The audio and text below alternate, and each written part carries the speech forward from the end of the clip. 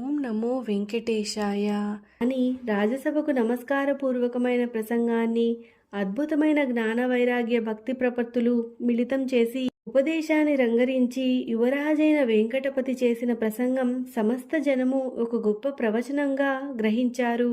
నాటి నుండి వెంకటపతి రాజ్యం వైభవంగా విష్ణులోకంలాగా నడిచిపోసాగింది. అలనాటి సత్యయుగ ధర్మం నడిచే రామరాజ్యాన్ని తలపించేలాగా వెంకటరాజు పరిపాలన వైభవంగా సాగిపోయింది. ఇలా ఉండగా ఒకనాడు అకస్మాత్తుగా రాజుకు నడుము నొప్పి బాధ కలిగింది. బాధ అంతకంతకు పెరిగి రాజును మిక్కిలి బాధించసాగింది.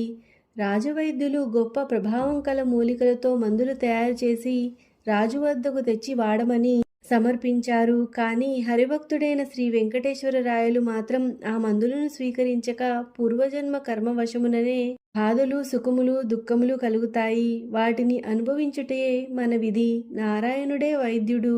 ఈ విష్ణు పాదోదకమే గొప్ప ఔషధం. హరినామ మంత్రమే గొప్ప అనుపానం. నాకింకేమీ వద్దు అని శ్రీనివాస ప్రభువు నామస్మరణం తప్ప వేరు మార్గం లేదని చెప్పి మంత్రులతో చాకలివాడు బట్టలను బండకు వేసి ఉతికితేనే కానీ మురికిపోదు, తెల్లబడదు. అలాగని చాకలివానికి బట్టపైన ద్వేషం ఉంటుందా? బట్టను చింపడం చాకలివాని ఉద్దేశమా? కానే కాదు.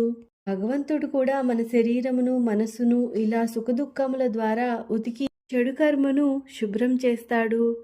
ఇలా ఉండగా వెంకటరాయల వైభవాన్ని విని అసూయతో ఉడికిపోయాడు పక్క రాజ్యంలోని మరో రాజు.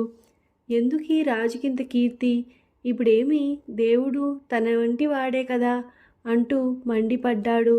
ఒకవైపు తన రాజ్యంలో విపరీతమైన పన్నులు వసూలు చేసి దానితో ఒక పెద్ద సైన్యాన్ని తయారు చేసి వెంకటరాయల రాజ్యంపై దాడి చేయాలని ప్రయత్నించాడు. కానీ అతడు అలాగా హెచ్చు పన్నులు వసూలు చేయడం ప్రారంభించగానే ప్రజలంతా వలసపోయి పక్క రాజ్యమైన వెంకటరాయల సామ్రాజ్యంలోకి చేరి సుఖంగా జీవించేవారు. ఇది ఆ రాజుకు మరింత భరించరాని విషయం వంటి వార్తను ఆగ్రహాన్ని కలిగించింది. చివరకు ఇలా కాదని వెంకటరాయలను సర్వనాశనం చేయాలని సంకల్పించి యుద్ధం వలన జయించడం చేతకాక ఒక కుటిల ప్రయత్నం చేపట్టాడు.